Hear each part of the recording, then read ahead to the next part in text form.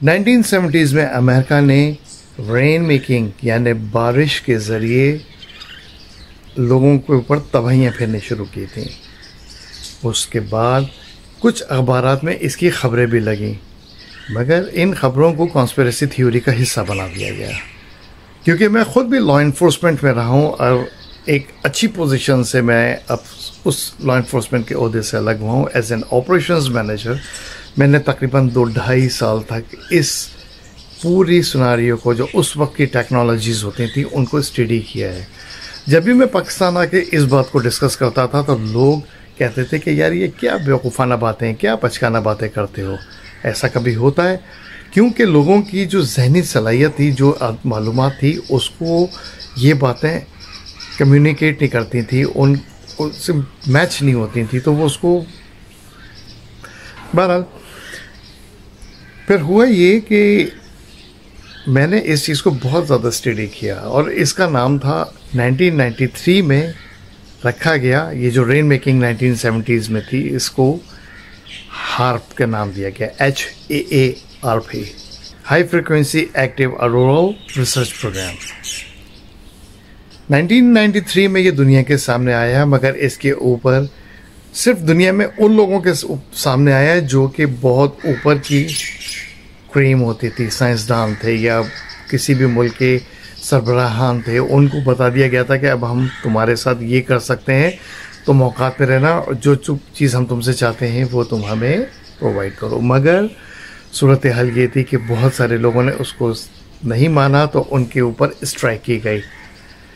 होता ये है कि जो हमारी ज़मीन है, हमारी ज़मीन से 60 किलोमीटर ऊपर आयनोस्फीयर है, तो इसके ऊपर 60 किलोमीटर से ऊपर 1000 किलोमीटर तक तकरीबन इस जो एटमॉस्फेयर है, इसके अंदर रेडियो वेव्स और जो कम्युनिकेशन का सिलसिला होता है, यानी टेली कम्युनिकेशन जो अब बाद में इस्तेमाल हुई है, या जितनी भी वेव्स होती है, रेडियो वेव्स और सैटेलाइट कम्युनिकेशन, इसका सारा मामला इस 60 किलोमीटर से ऊपर है।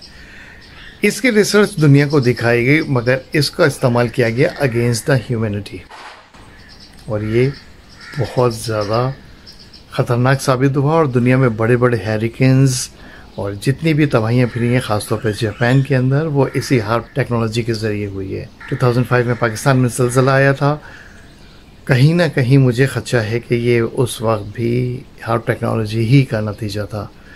इस वक्त पाकिस्तान के अंदर जितनी भी अचानक ये बारिशें हो रही हैं KP के अंदर, और जो कुछ ये इतना ना समझने वाला ये सिनेरियो है, ये हार्प टेक्नोलॉजी का ही मुझे कहीं ना कहीं से शरारत लगती है। उसकी वजह ये है कि पाकिस्तान इस वक्त मिनरल्स वगैरह देने के लिए मूड में नहीं है, और जो कुछ हो रहा है वो सबके सामने ही है।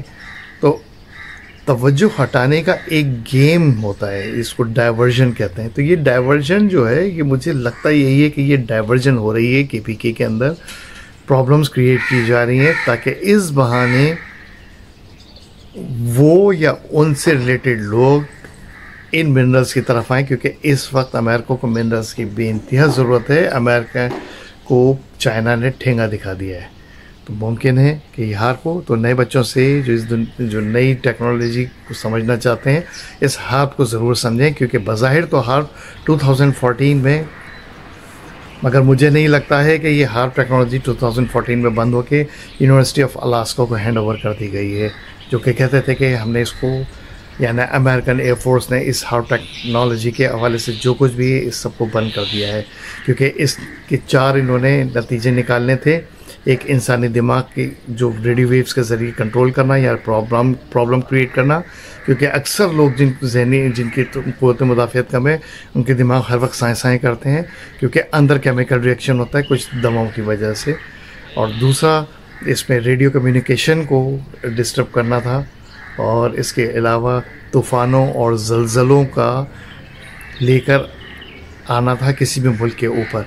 तो इस हार्प टेक्नोलॉजी ने इन 4 चीज़ों को बहुत तेज़ी के साथ कवर किया, और बज़ाहिर तो ये इस वक्त दुनिया में नज़र नहीं आती, और कहते हैं कि इस प्रोग्राम को बंद कर दिया गया है, जबकि मुझे नहीं लगता कि यह प्रोग्राम बंद कर दिया गया हो। क्योंकि मेरी अपनी ज़ाती रिसर्च है, और इस वक्त हार्प टेक्नोलॉजी किसी एक एडवांस टेक्नोलॉजी के अंदर चली गई है, और जो पुराने प्रोग्राम्स हैं और नए स्टूडेंट्स के लिए हमेशा पुरानी टेक्नोलॉजी को दे दिया जाता है कि आप इसके ऊपर रिसर्च करें, और उन स्टूडेंट्स में से जो ब्रिलियंट होते हैं उनको निकाल के एडवांस तरफ मूव किया जाता है। और हमारे बहुत सारे पाकिस्तान के भी लोग बहुत सारे डिपार्टमेंट्स में जो इस तरह के हैं उसमें मौजूद हैं।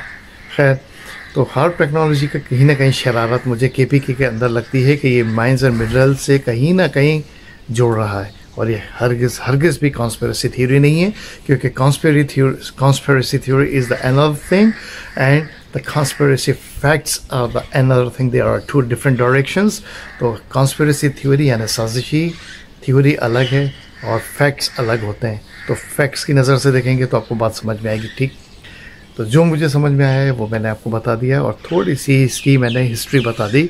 अगर कभी आपकी तरफ से डिमांड आई तो मैं इसके ऊपर, हार्प के ऊपर पूरी एक वीडियो बना दूँगा। अस्सलाम वालेकुम व रहमतुल्लाहि व बरकातहू।